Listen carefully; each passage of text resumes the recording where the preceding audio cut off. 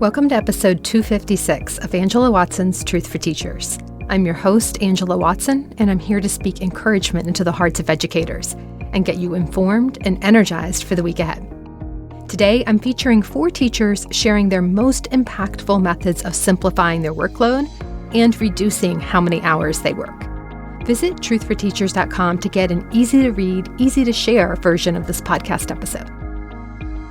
This episode is brought to you by the Invited MBA. If you're considering a career change, the summer cohort of Invited MBA is just 4 weeks long and under $2,000. Learn how to transfer your skills to the business world, gain confidence in business and financial terminology, and solve real-world business challenges. Former teacher and Invited MBA graduate Gina Curran said, "As a teacher, I always live by see it, hear it, do it. Unless all those things are happening, you won't retain those skills to use in the future. The Invited MBA program did that for me." Truth for Teachers listeners can get a $200 tuition credit. Visit invitedmba.com. With the way demands on educators have increased and become more complex over recent years, you might be wondering if you'll ever be able to get some semblance of a reasonable, sustainable workload. Our 40-hour teacher workweek program, it kicks off just once a year each summer, and we're preparing to welcome our next cohort of teachers. We're giving away a free membership and awarding 20 scholarship recipients as well. Go to 40htw.com to learn more about how you can do a great job for kids without working endlessly on nights and weekends. That's 40htw.com. So I'm often asked, what exactly do people learn in the 40-hour teacher workweek program? What are these teachers doing differently that enables them to work just their contractual hours or slightly above it? So today you're going to hear from 4 graduates of the 40-hour teacher workweek program who are sharing the number one thing that made a difference for them in simplifying their workloads. You'll hear a mix of mindset shifts and practical strategies, which is typical of teachers in the program. I really try to help folks see their work through a new lens that's focused on productivity and intentionality, rather than just doing what's expected or what's always been done. It takes time to develop that kind of mindset shift. That's why 40-hour is a full-year program. It takes you through the challenges of each season of the school year and helps you identify small changes that add up to big results. So I hope this episode can help you think through just some little changes, little shifts that you can make that can actually end up saving you hours a week. Here's what teacher LB Blackwell did differently that trimmed hours off of his work week.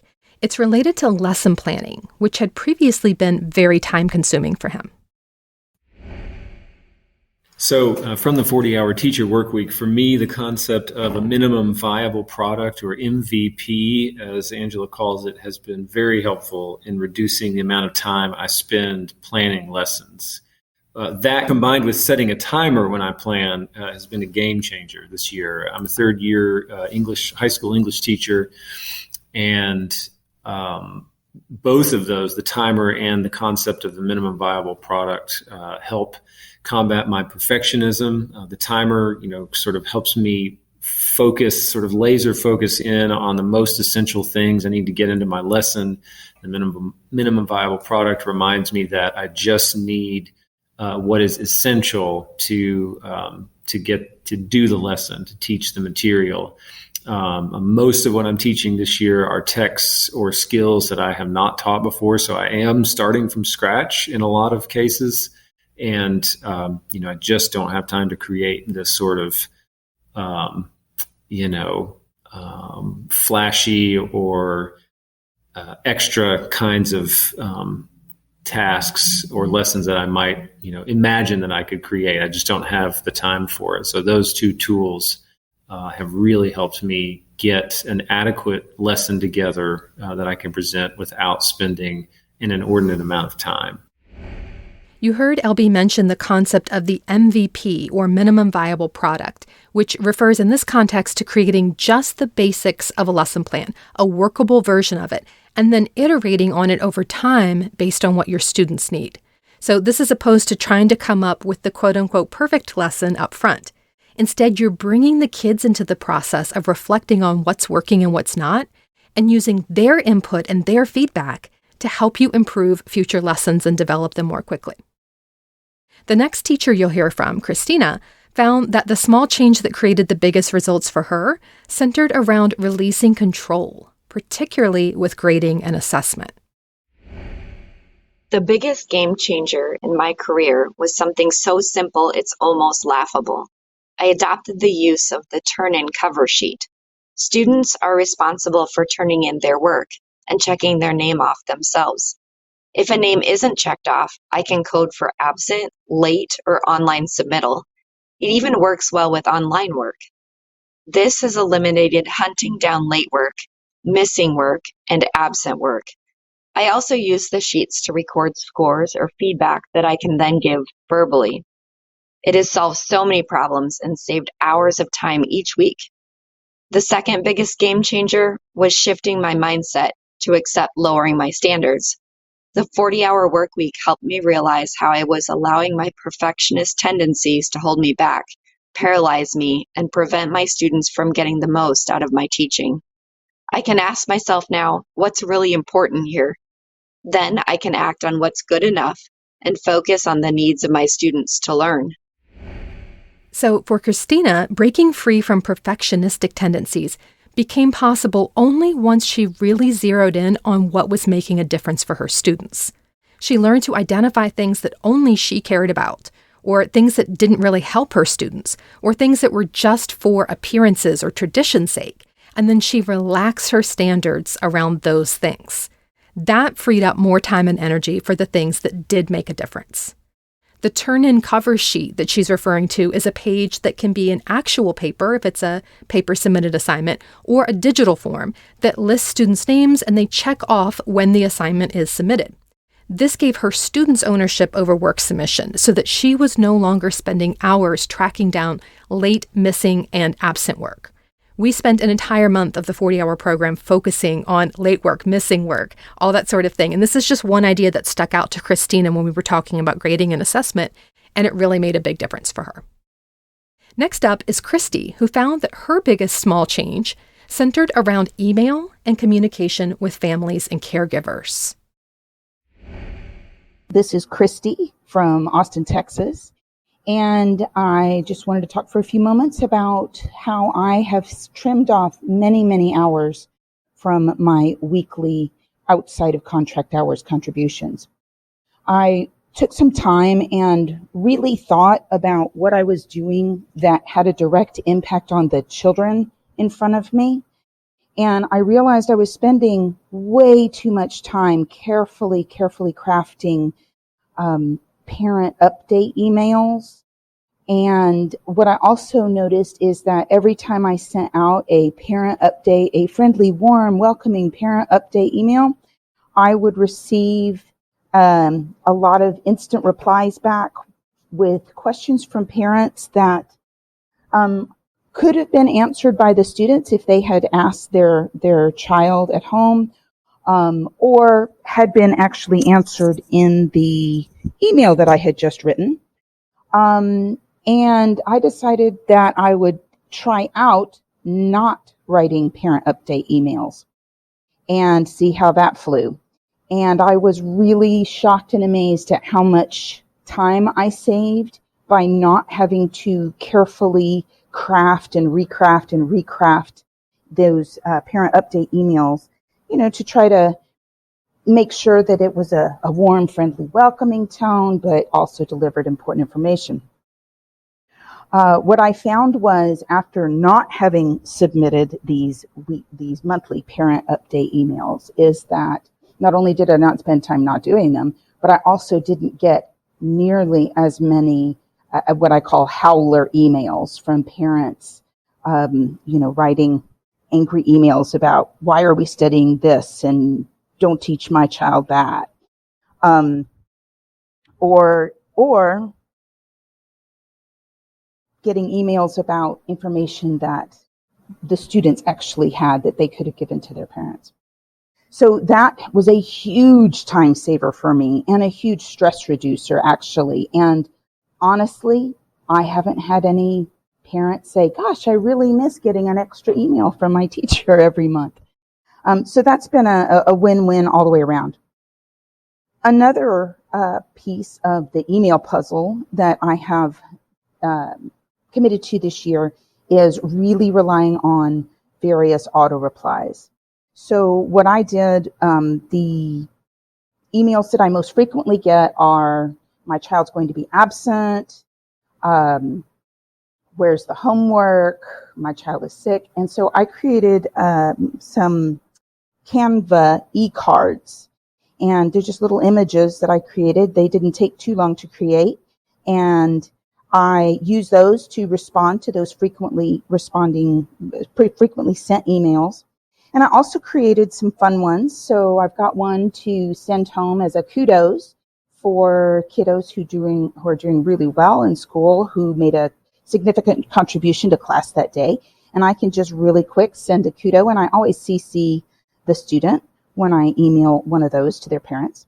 I can also send a little card home that says, your kiddo might need a little extra help at home today. They forgot their Chromebook or their charger, or they were distracted in class. So my little Canva cards just give parents a little quick alert that says, hey, kiddo needs a little extra support. I also did one for lunch detentions. So if I have to assign lunch detention, which I don't like to do, but sometimes that's where you are. And so I don't have to carefully elucidate on every single point that kiddo did in class to earn the lunch detention. But it's just a really quick boom, boom, there it is. Thank you so much for all that you have done for us and your voice of advocacy, both for ourselves and in our districts. And I really, really, really have had a much better year these last 5 years since I completed the 40-hour teacher work week. So during our month-long focus on streamlining communication and documentation, Christy realized she was creating extra work for herself by assuming that parents wanted a newsletter each month about classroom happenings. This is standard practice in a lot of American schools at the elementary level, with many teachers even sending newsletters weekly. But just because it's always been done that way doesn't mean it's the best way. And Christy discovered that in her particular teaching context, in her classroom, not doing it saved her time. It saved her lots of back and forth messages with families that probably weren't necessary. And she didn't get a single complaint when she stopped doing it. No one missed it. No newsletter, no one even realized that it wasn't coming anymore. And I think that happens a lot when we start to simplify our workload. We realize there were things that we were doing that other people really didn't appreciate or notice or care about. And if we can let these things go, it can save tons of time. Christy also mentioned the use of email templates and auto-respond messages. That is a strategy that we use a lot in 40-hour, and templates and scripts are provided. Next, let's hear from Becky. I used to go to work early and stay late and work on the weekends. But after taking the 40-hour work week and the graduate courses, I'm working only about 5 to 8 hours over my contract hours each week. As I institute more batch work and automation, I think I can get that down to less than 5 extra hours per week. Some of the things that I've learned through 40-hour work week is to not run to the printer every time I hit print, or to not have the kids turn in every single paper that we correct together or we go over together. I used to feel like they had to turn it in so that it felt like it was actual work that they should pay attention to.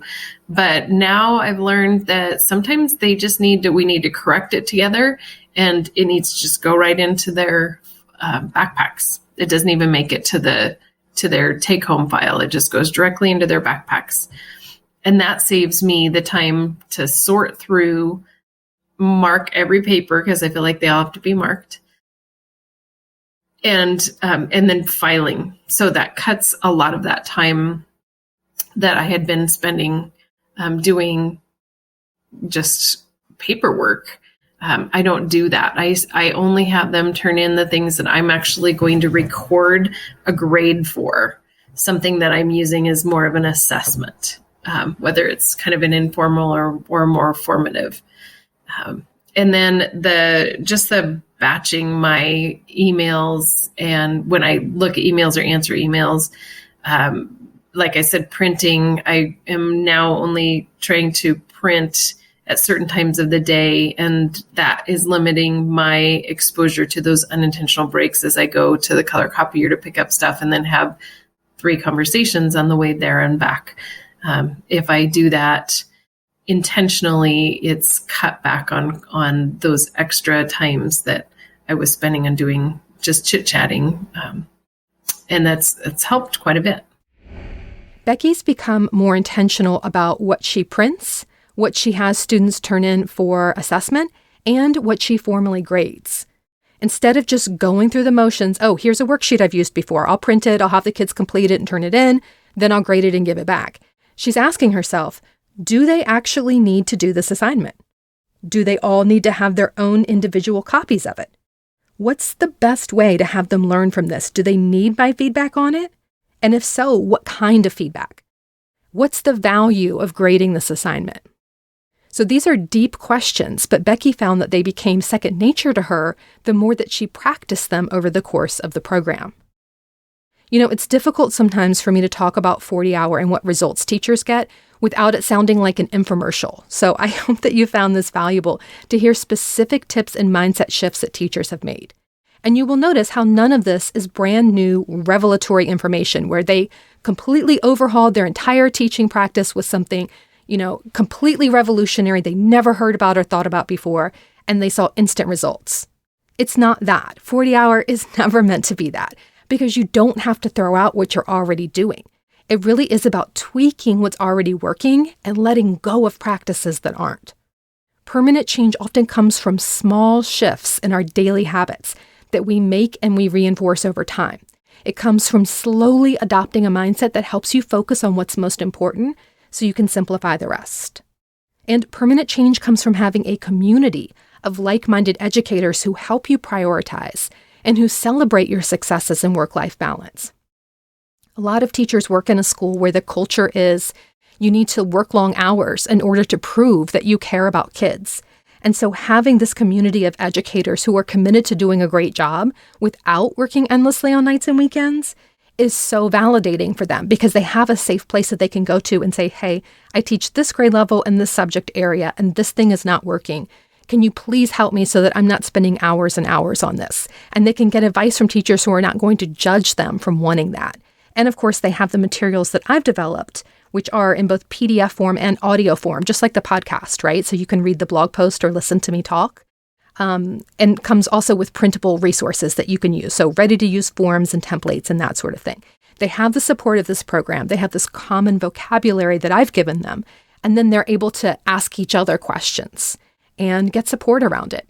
So if you think that that might be right for you, or if you're just curious about how it works, early bird pricing and enrollment begins June 1st. You can learn about the program at 40htw.com. So 40htw.com. And know that we also have a 40-hour leadership program for administrators and a 40-hour instructional coaching program, which can help streamline systems school-wide. So if the main issue is that the whole school is just taking extra time and, doesn't have efficient processes for things, we have programs that can help that too.